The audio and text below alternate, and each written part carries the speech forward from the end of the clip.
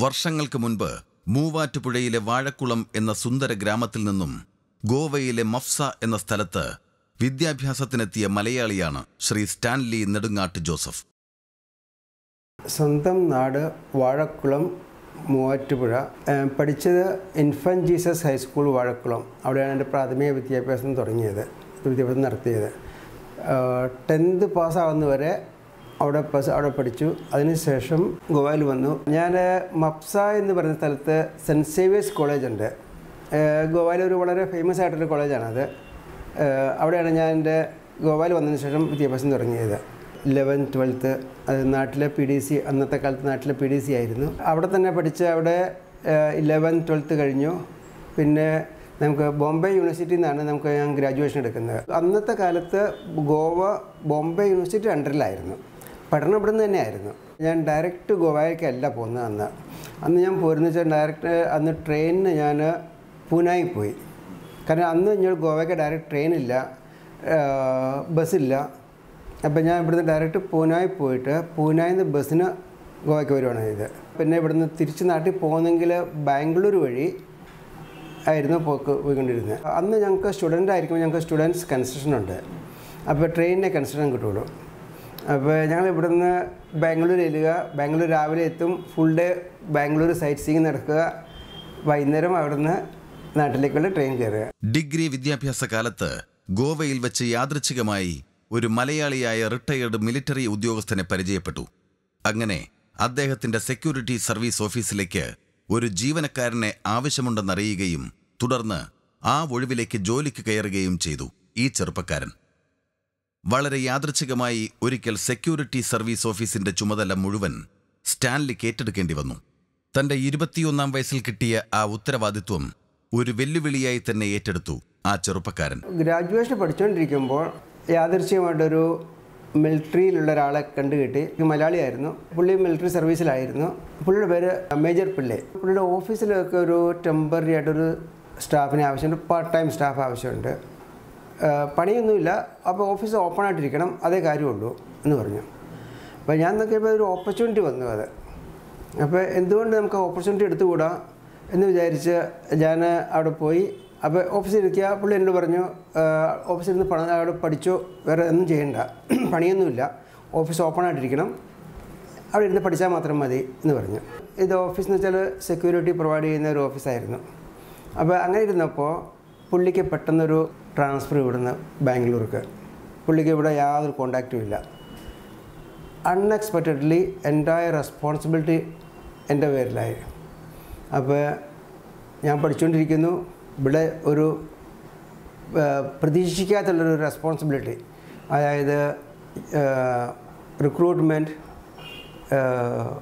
Business development, maintenance, salary, attendance, statutory compliance എല്ലാം കൂടെ എൻ്റെ ഒരു റെസ്പോൺസിബിലിറ്റി വന്നു. പക്ഷെ ഞാനതൊരു ചലഞ്ചായിട്ടെടുത്തു. അത് നടത്തി, അത് മുന്നോട്ട് പോയി. അത് കഴിഞ്ഞ ഒരു 6-8 മാസം കഴിഞ്ഞപ്പോൾ പുള്ളി റിട്ടയർ ആയിട്ട് തിരിച്ചു ഗോവയിൽ വന്നു. ഈ പരിചയസമ്പന്നത കൈമുതലാക്കി ഒരു പാർട്ണറെ കൂടി ചേർത്ത് ഡ്രാഗൺ സെക്യൂരിറ്റി സർവീസ് എന്ന ഒരു പുതിയ കമ്പനിക്ക് ഇദ്ദേഹം തുടക്കമിട്ടു. 1992 വരെ ഈ സ്ഥാപനം നടത്തിയതിനു ശേഷം ട്രാൻസ്പോർട്ടേഷൻ മേഖലയിലേക്ക് കാൽവയ്പ് നടത്തി. എന്നാൽ ആ മേഖലയിൽ പരാജയപ്പെട്ടു. ശേഷം ഗോവ സെക്യൂരിറ്റി ബ്യൂറോ എന്ന കമ്പനിക്ക് തുടക്കമിട്ടു. എനിക്ക് തോന്നി, ഞാൻ ഇത്രനാളും ഞാൻ സ്വന്തമായിട്ട് ഞാനിത് നോക്കിയിട്ട് നടത്തി, എന്തുകൊണ്ട് എനിക്കത് നടത്തിക്കൂടാ? അപ്പോൾ ഞാനിങ്ങനെ വേറൊരാളോട് സംസാരിച്ച് ഞങ്ങളൊരു പാർട്ട്ണർഷിപ്പിൽ ഒരു പുതിയ ഫേം രജിസ്റ്റർ ചെയ്തു, പുതിയ ഫേം തുടങ്ങി. അത് തുടങ്ങിയത് 85-ൽ ഡ്രാഗൺ സെക്യൂരിറ്റി സർവീസസ് എന്നും പറഞ്ഞൊരു പുതിയ പേരിൽ അങ്ങനെ ഒരു തുടങ്ങി. അത് ഞങ്ങൾ 85 തുടങ്ങിയിട്ട് 7 വർഷം നടത്തി, 92 വരെ നടത്തി. 92 ആയപ്പോൾ ഞങ്ങളൊരു തീരുമാനം എടുത്തു, ഇത് വൈൻഡപ്പ് ചെയ്തിട്ട് പുതിയ എന്തെങ്കിലും ഒരു പ്രസ്ഥാനം തുടങ്ങിക്കില്ല. പുള്ളിയുടെ സ്വന്തമായിട്ട് വേറൊരു ബിസിനസ് തുടങ്ങി. ഞാൻ ട്രാൻസ്പോർട്ടിലേക്കൊരു പുതിയ ഡൈവേർഷൻ നടത്തി. ട്രാൻസ്പോർട്ട് അത് വിജയിച്ചില്ല.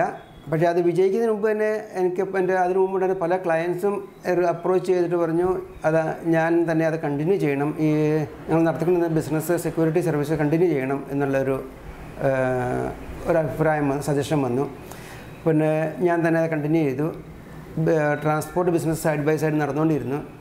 പക്ഷേ ട്രാൻസ്പോർട്ട് ബിസിനസ് അത് സക്സസ് ആയില്ല, അത് ക്ലോസ് ചെയ്തു. 92 ഓഗസ്റ്റ് 1-ാം തീയതിയാണ് അത് തുടങ്ങുന്നത്. നെസ്ലെ പോലുള്ള ലോകോത്തര കമ്പനിക്ക് വേണ്ടി സെക്യൂരിറ്റി ജീവനക്കാരെ നൽകുന്നതിനുള്ള അവസരം ഗോവ സെക്യൂരിറ്റി ബ്യൂറോയ്ക്ക് ലഭിച്ചു. തുടക്കത്തിൽ കേവലം ഒരു സെക്യൂരിറ്റി ജീവനക്കാരനെ നെസ്ലേക്ക് നൽകിയ GSB പിൽക്കാലത്ത് 250ഓളം സെക്യൂരിറ്റി ജീവനക്കാരെ നൽകാൻ പ്രാപ്തമായി. 2 മാസം കഴിഞ്ഞപ്പോൾ നെസ്ലെ എന്ന് പറഞ്ഞ കമ്പനിയിൽ നിന്ന് ഒരാളെന്നെ കോൺടാക്ട് ചെയ്തു. അവിടുത്തെ ഒരു ഓഫീസറിനെ കോൺടാക്ട് ചെയ്തിട്ട് എന്നോട് ചോദിക്കുകയാണ്, ഇങ്ങനെ നെസ്ലെയിൽ സെക്യൂരിറ്റി കൊടുക്കാൻ പറ്റുമോ എന്നുള്ളത്. ഒരു വലിയൊരു മൾട്ടിനാഷണൽ കമ്പനി. അപ്പോൾ ഞാൻ ഇത് അതുവരെ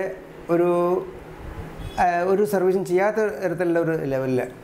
അപ്പോൾ ഉള്ളിനോട് പറഞ്ഞു ഇങ്ങനെ അപ്പോൾ ഞാൻ പറഞ്ഞു ഇങ്ങനെ നോക്കിയത് അത്ര വലിയ കമ്പനി നടത്തിയിട്ടില്ല, അപ്പോൾ ഒരു പക്ഷേ എനിക്കത് പറ്റുമെന്ന് എനിക്ക് തോന്നുന്നില്ല എന്ന് പറഞ്ഞു.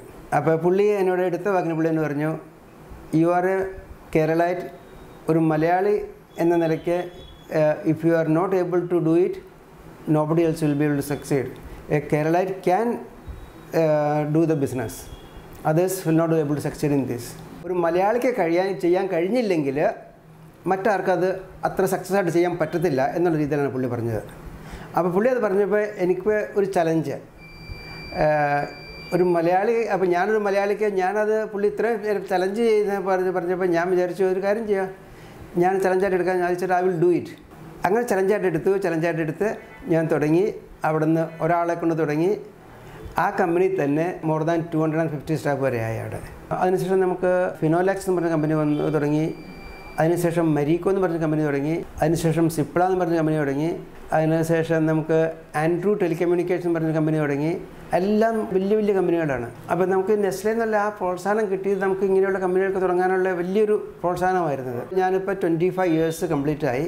ഈ 25 ഇയേഴ്സ് കംപ്ലീറ്റ് ആക്കുമ്പോൾ എൻ്റെ അടുത്ത് ഇപ്പോൾ ഓൾമോസ്റ്റ് ക്ലോസ് ടു 2000 എംപ്ലോയീസ് ഉണ്ട്. എല്ലാ സ്റ്റേറ്റിൽ നിന്നുള്ള സ്റ്റാഫ് എൻ്റെ അടുത്തുണ്ട്. Right from Kashmir to Kanyakumari, Assam to Gujarat. Security ജീവനക്കാരെ നൽകുക എന്ന് പറയുന്നത് അത്ര എളുപ്പമുള്ള കാര്യമല്ല.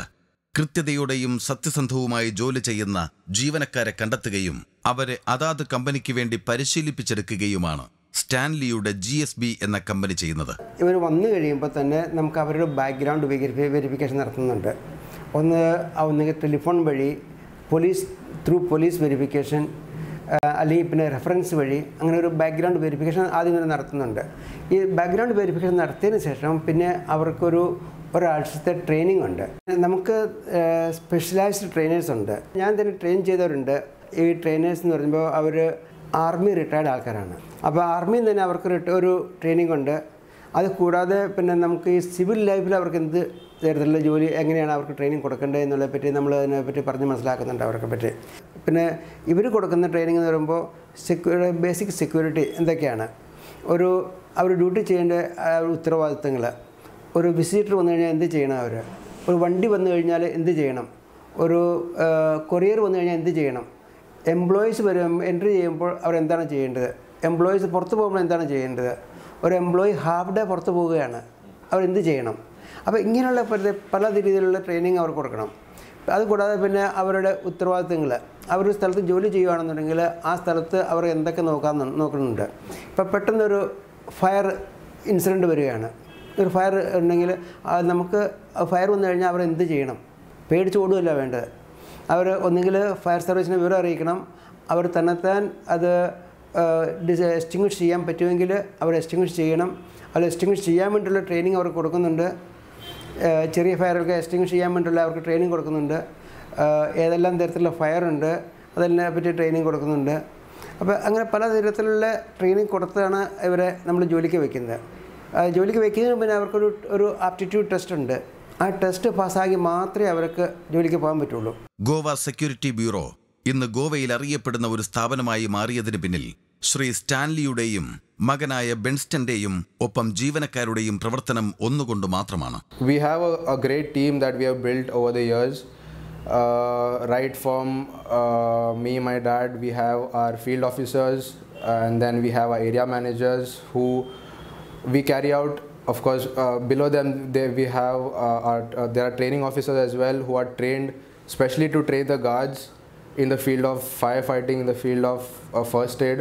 So we carry out monthly meetings with this team. We motivate them how to train the guards, how to make sure that the issues that come up among the guards or whether it is with the client, those issues are solved at the ground level rather than it comes up to us. And we are always there for our team. As a leader, we are always there for the team. We are there to solve anything that they aren't able to solve it. So any problems, any issues, they come up to us and we are more than happy to face those issues. Semi സ്കിൽഡായ ജോലികൾക്ക് ആവശ്യമായ ജീവനക്കാരെ നൽകുന്നതിന് മറ്റൊരു കമ്പനിയായ SJ എന്ന സ്ഥാപനം കൂടി തുടങ്ങി. തുടർന്ന് മില്ലേനിയം എന്ന സ്ഥാപനത്തിനും തുടക്കമിട്ടു. ഞാൻ ഈ ഗോവ സെക്യൂരിറ്റി ബ്യൂറോ തുടങ്ങി ഒരു 3 വർഷം കഴിഞ്ഞപ്പോൾ കമ്പനിയിൽ നിന്ന് വേറെ പല റിക്വയർമെൻറ്റ് കൂടുതലായിട്ട് വന്നു. കാരണം അവർ സാറ്റിസ്ഫാക്ടറി ആയി ഇങ്ങനെ സർവീസ് കൊടുക്കുന്നതിനെ പറ്റി, സെക്യൂരിറ്റി സർവീസ് കൊടുക്കുന്നതിനെ പറ്റി അവർ വളരെ സാറ്റിസ്ഫാക്ടറി ആയി. അപ്പോൾ അവർ തന്നെ എന്നോട് സജസ്റ്റ് ചെയ്തു, why don't you start with other services like packing, house keeping, drivers, forklift operators, അങ്ങനെയുള്ള സ്റ്റാഫിനെ എന്തുകൊണ്ട് തന്നുകൂടാന്ന് ചോദിച്ചു. അപ്പോൾ അവർ ചോദിച്ചു കഴിഞ്ഞപ്പോൾ അവർ നമ്മൾ അങ്ങോട്ട് അപ്രോച്ച് ചെയ്യുന്നതിന് മുമ്പ് അവർ ഇങ്ങോട്ട് ചോദിക്കുകയാണ്. അപ്പോൾ അവർ അത് ചോദിക്കാൻ കാരണം എന്താണ്, നമ്മുടെ ഇത്രയും നാളും കൊടുത്ത സർവീസസിൻ്റെ ആ ഒരു കെയർ ഓഫിലാണ് അവർ ചോദിക്കുന്നതിൻ്റെ കാരണം. GSB എന്നൊരു കമ്പനി തന്നെ തുടങ്ങുന്നതിന് പകരം ഞാൻ വേറൊരു ഫേം രജിസ്റ്റർ ചെയ്തു, SJ enterprises, ESJAY, SJ enterprises എന്ന് പറഞ്ഞൊരു കമ്പനി ഞാൻ രജിസ്റ്റർ ചെയ്തിട്ട് ഞാൻ അതിൽ ആണ് പിന്നെ ഈ പാക്കേഴ്സ്, ഹെൽപ്പേഴ്സ്, അങ്ങനെയുള്ള മറ്റ് സ്റ്റാഫിനെ, സെക്യൂരിറ്റി ഒഴിച്ചുള്ള ബാക്കി മറ്റു സ്റ്റാഫിനെല്ലാം അതിനകത്താണ് ഞാൻ കണ്ടിന്യൂ ചെയ്തുകൊണ്ടിരുന്നത്. അപ്പോൾ മൂന്നാമത് വേറൊരു ഫേം കൂടെ ഞാൻ രജിസ്റ്റർ ചെയ്തു, അത് മില്ലേനിയം പ്രൊഫഷണൽ. അത് വളരെ ചെറിയ ചെറിയ കമ്പനികൾക്ക് അല്ലെങ്കിൽ ഒരു കമ്പനിയിൽ തന്നെ അവർക്ക് ചില സെക്ഷനിൽ ടാക്സ് ബെനിഫിറ്റ് ഉണ്ട്, അവർക്ക് വേണ്ടി മാത്രമായിട്ട് ചിലപ്പോൾ 2-3 പേര് അതൊക്കെ ഉള്ളൂ. ഭാര്യ ബീന സ്റ്റാൻലി, മക്കൾ ബെറ്റ്സി, ബെൻസ്റ്റൺ ആണ് കമ്പനികളുടെ ജനറൽ മാനേജർ. വൈഫിൻ്റെ പേര് ബീന.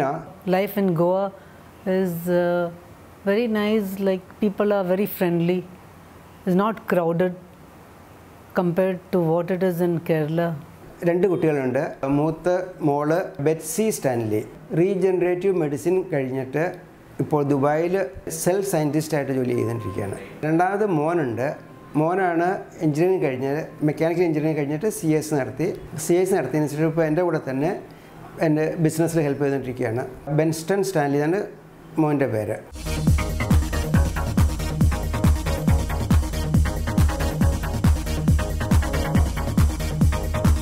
ആനിമൽസിനോട് എനിക്ക് ചെറുപ്പം മുതലേ നല്ലൊരു പെറ്റ്, ക്യാറ്റ്സ്, ഡോഗ്സ് എൻ്റെ ഒരു ഹോബിയായിരുന്നു. അപ്പോൾ എന്ന് മാത്രമല്ല പെറ്റ്സിനെ നമ്മൾ നോക്കുന്നത് നമ്മൾ എത്ര സ്ട്രെസ് ഉണ്ടെങ്കിൽ അതൊരു സ്ട്രെസ് ബസ്റ്റാണ് അത്.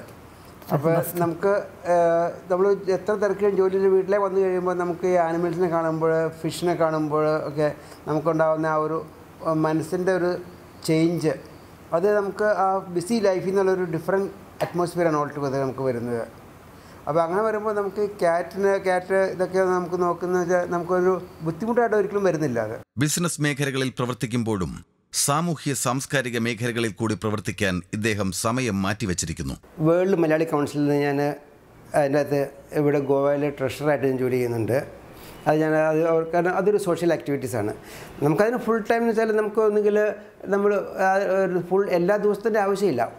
വീക്ക് ഡേയ്സിൽ അല്ലെങ്കിൽ അങ്ങനെ നോൺ വർക്കിംഗ് ഡേയ്സിൽ നമുക്കൊരു അല്പം സൊസൈറ്റിയെ സപ്പോർട്ട് ചെയ്യുകയാണ്. കാരണം നമ്മൾ ജീവിച്ചിരിക്കുന്നതൊക്കെ നമ്മൾ എന്തെങ്കിലും ഉണ്ടെങ്കിൽ നമുക്ക് സൊസൈറ്റിയെ സപ്പോർട്ട് ചെയ്യുക എന്നുള്ള അതാണ് നമുക്കൊരു മെയിൻ ഉത്തരവാദിത്വം കൂടെയാണ്. പിന്നെ ഇതുകൂടാതെ നമുക്ക് അയ്മയുണ്ട്, പിന്നെ അതുകൂടാതെ നമുക്ക് ലയൺസ് ക്ലബ്ബുണ്ട്. ഞാൻ കേരള സമാജത്തിൻ്റെ പോണ്ടായിൽ കേരള സമാജത്തിൻ്റെ മെമ്പറാണ്. അതുകൂടാതെ പിന്നെ നമ്മുടെ സെക്യൂരിറ്റി അസോസിയേഷനുണ്ട്. സെക്യൂരിറ്റി അസോസിയേഷനിൽ ഞാൻ ഇപ്പോഴത്തെ ട്രഷററാണ്.